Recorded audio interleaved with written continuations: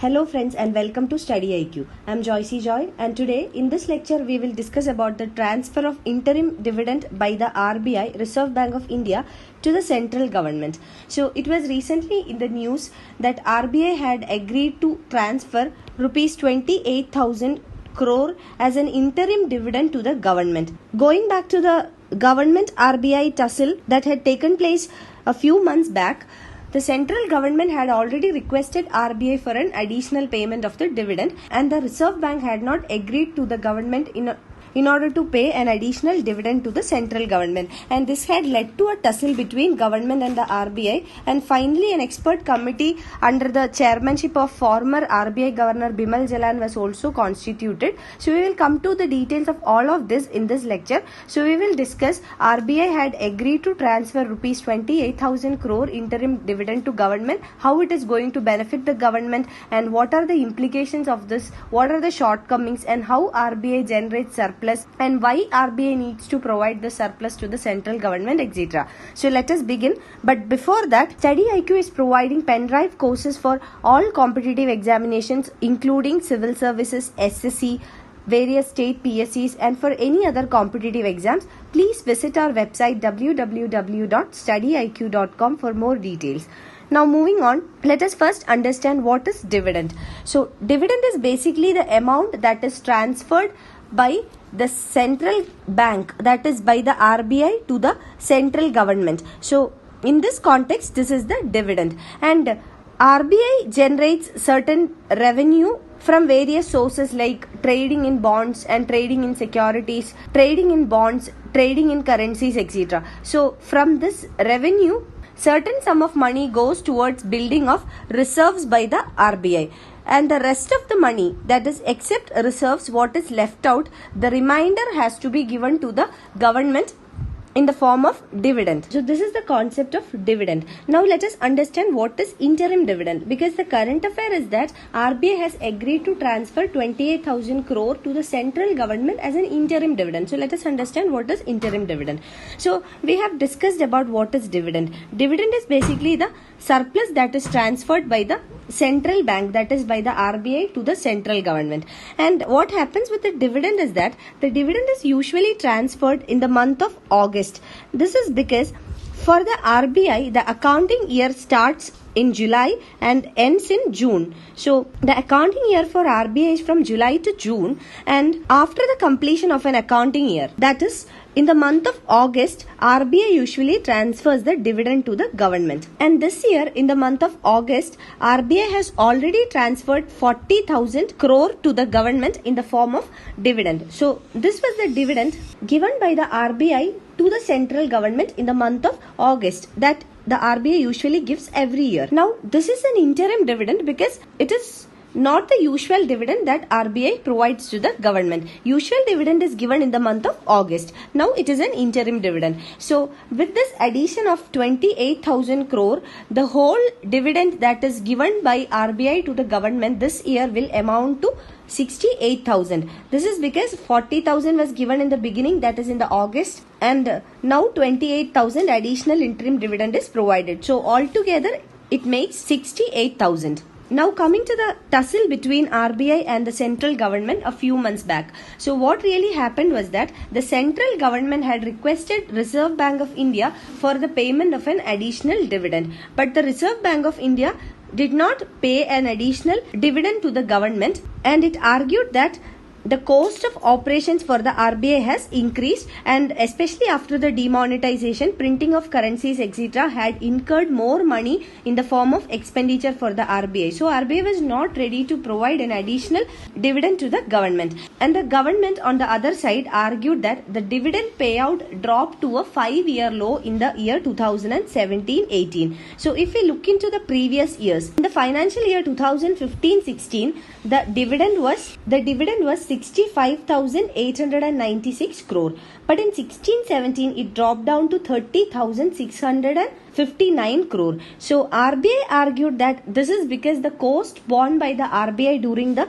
demonetization phase for printing of new currencies had increased, and therefore the expenditure part of the Reserve Bank of India went up. This was the argument given by the RBI. But on the other hand, central government argued that the dividend was a 5-year low. So this was the tussle between RBI and the government, and this led to the formation of an expert committee, and this committee was constituted in order to propose a suitable profit distribution policy that will take into account all the likely situations of the RBI. So it had to come up with a profit distribution policy, and this expert committee was headed by former RBI Governor Bimal Jalan. So this committee had to come up with a formula that will decide what should be the dividend distribution between the RBI and the government. So how much reserves RBI should keep and how much it has to pass on to the government in the form of dividend. So this was the purpose of the committee, and the recommendations of the committee is not yet available. It will be published mostly in the next month. So it is expected to release in next month. So as we said, the purpose is to institutionalize a system for sharing RBI surplus with the government. Now let us understand how does RBI generate its surplus. So surplus is always the excess of income over the expenditure. So we need to understand what are the income for RBI and what are the expenditure for the RBI. First, coming to the income. A central bank's income mainly comes from the return it earns on the foreign currency assets, and this can be in the form of either bonds or treasury bills, or in the form of securities, or it can be in the form of deposits with other central banks, etc. So the returns on foreign currency assets is the main source of income for RBI, and there are also other sources, and this include interest it earns on holdings of local rupee denominated government bonds or securities, that is GSECs, and it also earns management commission on handling the borrowings of the state governments and the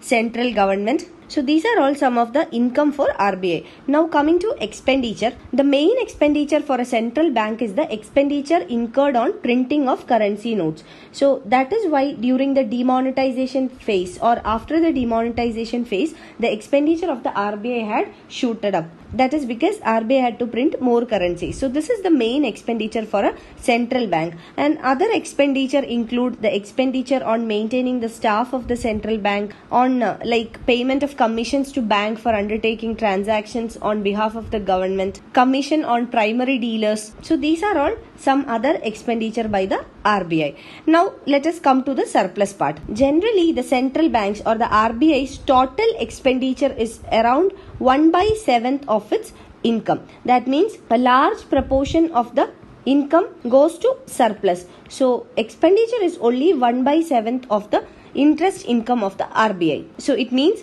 RBI generates a large surplus out of the excess of income over expenditure. Now let us understand why is surplus being transferred to the central government. So the central bank, that is RBI, transfers its surplus to the central government under the provisions of section 47 of the Reserve Bank of India Act of 1934. The government of India is the owner of the central bank, that is of the RBI. So the ownership of the central government itself gives the right to the central government to claim for the surplus. For example, if there is a company and the shareholders of the company are the real owners of the company, so shareholders will be given dividend or the profits. So likewise, the government being the owner of the RBI is eligible to get the surplus from the RBI.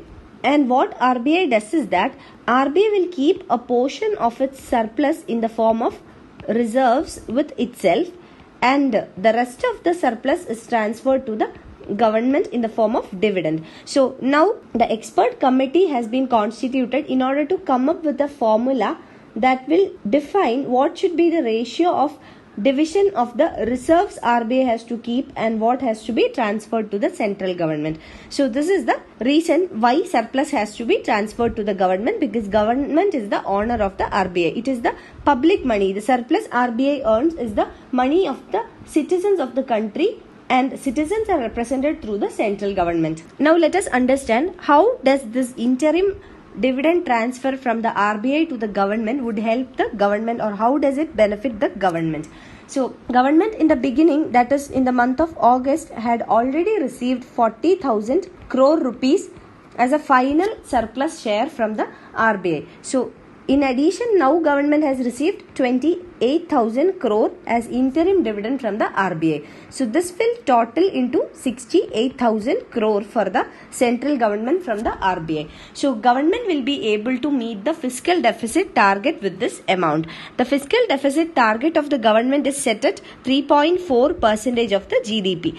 Now this interim transfer of dividend will help the government to meet the fiscal deficit target, and fiscal deficit is the excess of total expenditure over the total revenue of the government. So the target of government was to set or keep the fiscal deficit at a percentage of 3.4 of the GDP. Now government will be able to meet the target. Now let us understand some of the shortcomings of this interim dividend transfer.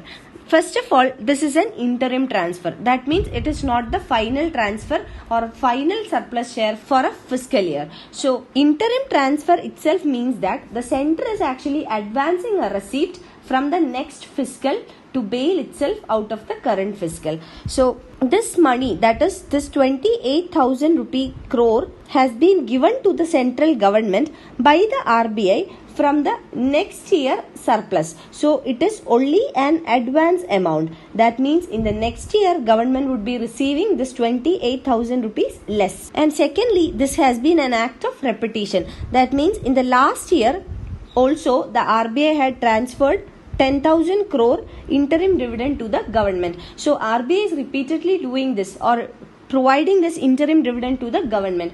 So the question here is that should RBI not decide not to repeat it? That means 1 year it's fine, maybe due to some emergency or some unforeseen situations RBI can do it. But when RBI is repeating the same thing, this is a wrong indication. So this is the second concern. And thirdly, RBI is not a corporate enterprise, because we have seen that it is the right of the shareholders to claim their profit or the dividend. And in case of RBI central government also, we have seen that central government is the owner of RBI, and therefore it is a right of the central government to claim dividend from RBI. But we cannot see RBI similar to a corporate enterprise. And also the government is not a company shareholder. So we cannot see it entirely from that angle. So RBI's income and surplus is generated through statutory functions as a regulator, not as a profit-making company. So we have to see RBI differently from that of a corporate and central government differently from that of a shareholder. So we cannot provide all the rights of a shareholder to the central government. So central government should not claim all the rights as a shareholder from the RBI. So these are some of the shortcomings of this transfer of interim dividend to the government by the RBI. And you can find the PDF of this lecture on my Facebook page. And for any queries regarding your UPSC preparations, you can get in touch with me on my Facebook page, or you can email me at joyce.studyiq@gmail.com. Thank you.